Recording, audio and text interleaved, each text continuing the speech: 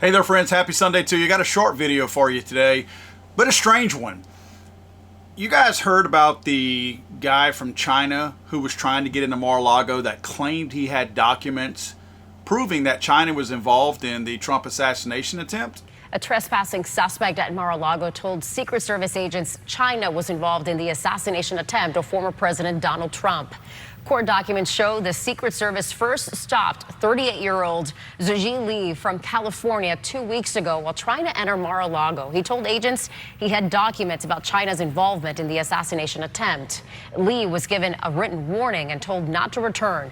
This Wednesday, Palm Beach police say he passed all checkpoints again, tried entering Mar-a-Lago before being stopped by security. So the guy Li was asked to leave, but he came back. He was very persistent. On July 30th at 10 a.m., Lee drove past Secret Service checkpoints and straight towards the estate's southern gate. Now, in violation of the trespassing warning, he was arrested. It's important to note Trump was not at Mar-a-Lago that day. A judge did give Lee a no-contact order for former President Trump and anyone associated with him or his campaign. He's not the first Chinese citizen to face charges, though, for trying to gain access to Mar-a-Lago. A woman was arrested in 2019 after the Secret Service said she lied to get into the club. The former President Trump, he does split his time between New Jersey and Palm Beach during the summer. He's not here right now, but is expected to return Saturday after traveling to Atlanta for a campaign rally with J.D. Vance. As for Lee, Palm Beach County court records do show that he is still sitting in jail, Brett, on a $10,000 bond. He's expected to be in court on Monday, so of course we're hoping to get a little bit more insight on this whole interaction here in Palm Beach. Okay. So he came back, and it sounds like he's made multiple attempts to go. But the one thing that nobody seems to be talking about in these news reports is this guy claimed that he had documents in his vehicle that proved, or at least showed, that China was involved in the Trump assassination attempt in Butler, Pennsylvania. So how come there's no update on that? I mean, I get if you don't want the guy Lee around Trump or his residence, which, by the way, Trump wasn't there, as you guys heard. But the Secret Service enhanced his security around Mar-a-Lago after the assassination attempt. That's probably why they caught this guy to begin with.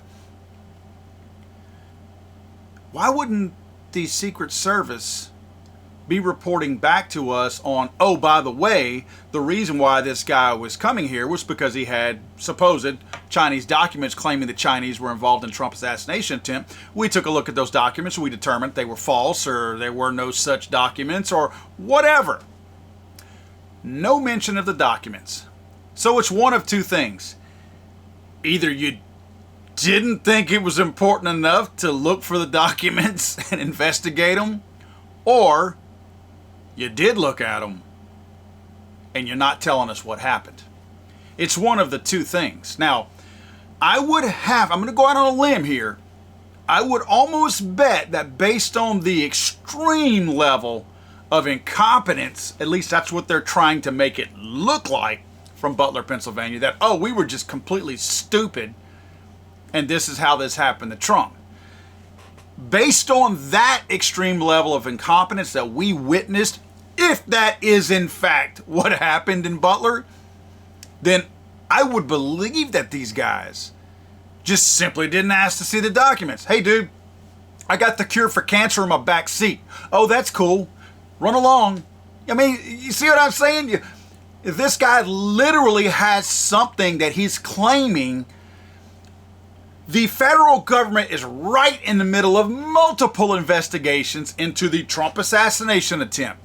And a guy says he's got proof that another country was involved in it, and you don't think those documents might be worth looking at? Again, I'm not saying they didn't look at them, but why won't they tell us that? None of these stories, I combed all these stories about Lee trying to get into Mar-a-Lago over the last couple days. None of them state anything about the documents. The only mention of the documents is that that's why Lee claimed he was there. If the dude claims he's got documents that have something that you're right in the middle of an investigation on, maybe we should take a peek at those. Now, I'm super curious what everybody's thoughts are. By now, we've had 3 weeks or so. to digest all the information. And let me tell you, the information goes in all kinds of different directions. I kind of have a running theory in my mind that I think what's happened here with the whole Trump thing. There's people on way into the spectrum. There's people that are convinced that the Secret Service is just that stupid and incompetent, and they just screwed up that badly. Boy, if we have a Secret Service that's really that stupid and that incompetent, I mean, we've got mall cops that have, and no offense to the mall cops out there, but we've got unarmed mall cops that could make better decisions than the top brass at the Secret Service. So forgive me if I don't believe that you have that high of a level of incompetent people working for you, because I know there are some probably really solid people that work there. Like if you looked at these people's credentials and their history and their resumes, I'm sure it's probably pretty impressive. You probably got some special forces guys in there. I'm not talking about a beat cop or something like that. No offense to you beat cops out there.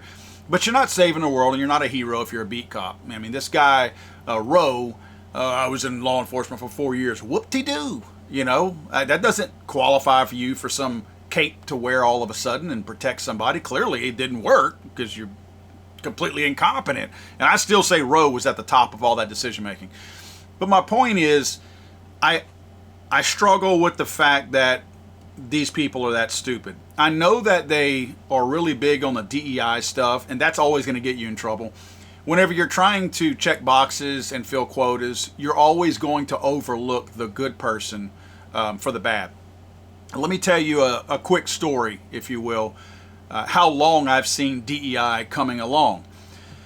I left a job after 11 years. I was a regional supervisor, regional manager. I don't even remember what the title was back then, but this is like back in 2000, 99 or 2000. I worked for a Fortune 500 company, and I was out of Texas, is where my office was, and they were asking me to do things that I wasn't comfortable to do. I'd reached that level of upper management where there were decisions that I wasn't making, that they were giving to me, and I had to hand out to my employees. I was asked to lay off a bunch of my employees just after Thanksgiving one year, right before Christmas, and I knew about this at a budget meeting like in August of that year. I was supposed to keep this under my hat for months and wait until the week after Thanksgiving, because God forbid we ruin their Thanksgiving, and then communicate to all of my employees which ones I was laying off and letting go right before Christmas. It was stuff like that I just wasn't comfortable doing. I know what you're thinking. Well, why did you take the job? Well, I didn't. Whenever I took the job, I worked myself literally from the front lines up. So that's not, I didn't get hired into management. I was an hourly worker, and I just worked my way up. When I got into that level of management, it was just decisions that I was having to own as my own that I wasn't comfortable with. My boss was pretty cool. My boss was the manager over the whole department over a 4-state area. And I liked the guy. I'm not going to say his name because I did like him. But he was a puppet. He didn't have any backbone. And essentially, he asked me when I told him I was leaving. I said, I'm gone. People thought I was crazy. People literally thought I was losing my mind, because this was a utility company I worked for, by the way. So people thought that, man, once you got a job with this type of company, especially at the level of management I was at, why would you want to go anywhere? Great benefits, 401k, the pay is great, all this kind of stuff. But I couldn't do that I couldn't look my workers in the face every single day knowing that you're about to be unemployed. It just wasn't something I was willing to do. Well, when I told my boss that I was leaving, it was on good terms. He asked me if I would help him interview the people that were going, or the people of one, which of one was going to replace me. I said, yeah, sure, I'll do that, because I knew what it took to do the job. Went through the interview process, and it was a good job, like a high-ranking job, so a lot of people applied for it. And I never will forget, there was this one guy, and I'm just going to use his first name, Tom. He was slightly older than me. I was obviously younger back then. That was 20-something years ago.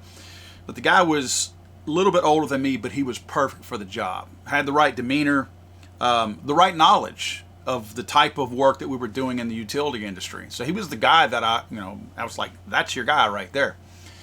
So anyway, in my mind, I knew that Tom was the guy that we probably wanted. Then we interviewed a couple of other people. One of them, and I'm going to use her first name because I don't care if she knows, I had a cordial working relationship with this person, but she was dumb. And she worked in another department with very little responsibility, and she was just dumb. And she was a black lady. She wasn't dumb because she was black. That's not why. This is not a race thing.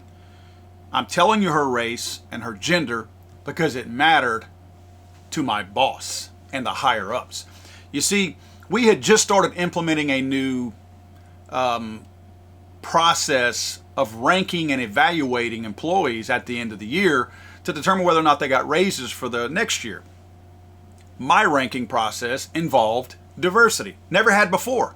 Suddenly it involved diversity. So we were looking at diversity back then in the late 90s, early 2000s, on a much smaller scale. When we interviewed this person, Sandra was her name, dumb, said all the right things, but dumb, and no real accolades, nothing to say this is what I'm good at and this is what I can do. This conversation took place, and I'm going to paraphrase it, but these are mostly the words that were said. When she left my office, because we were conducting the interviews in my office, my boss looked at me. Well, what'd you think? And I chuckled because the dumbness was emitting from her. It was so, you felt dumb talking to her. And again, I had no problem with this person. I mean, really, from a working standpoint, we had a great working relationship. Our two departments interacted with one another, and I never had an issue with her, but I knew she wasn't smart. And whenever I looked at Steve and I chuckled when he said, "What'd you think?" I thought he was going to make an inside joke. And I said, "Are you serious?" And he said, "Yeah." He goes, this is his words, "She's a double banger. She's a woman and she's a minority." I thought that was one of the stupidest things I had ever heard another human being say. Guess who Steve hired? Sandra. Tom was a white man. Sandra was a black woman. There were no boxes to check with Tom. There were 2 boxes to check with Sandra. I imagine Steve got a little 5% bump on his check that year for hiring a woman and a woman who was black for that position. She sucked at the job. My clerical staff, I stayed in touch with several of them after I left the company. I left the company completely. I left altogether. They would call me and tell me how stupid she was and all the mistakes she was making and everybody else that she was always asking to do part of her job because she was stupid. I never talked to Steve again, my old boss, but I often wonder if the little bump that he got by checking that diversity box was worth it, because performance definitely cratered after that. There were 6 regions at the utility company that I worked at. Mine was the top region when I left, and that was the last time it was the top region. My point is, hiring people based on a box you check off is automatically admitting I'm not looking for the best person. You could easily gloss over all of that and try to find the best person. If Steve would have just said, "I think she's the best person," I would have thought he had a screw loose, but I would have thought to myself, well, maybe he saw something in her that I didn't. But the fact that he told me why he was hiring her, because she was a double banger, is exactly why people are hiring these other people. Not because they think they're the best person, but because there is an incentive tied to that.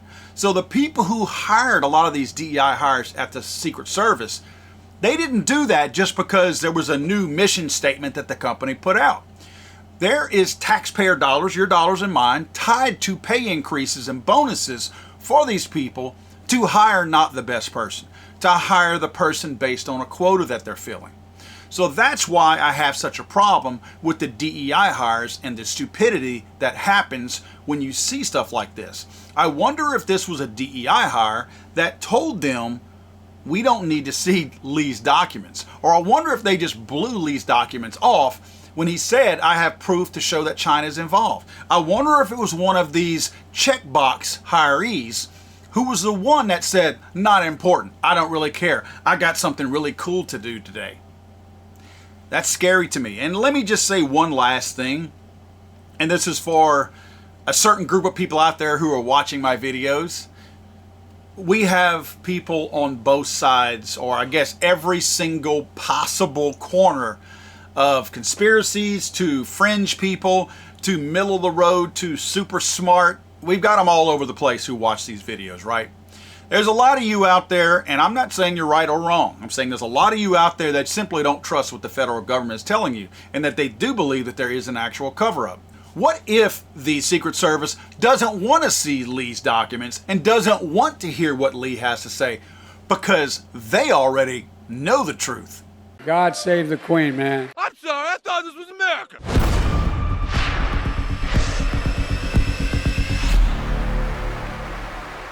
It's over.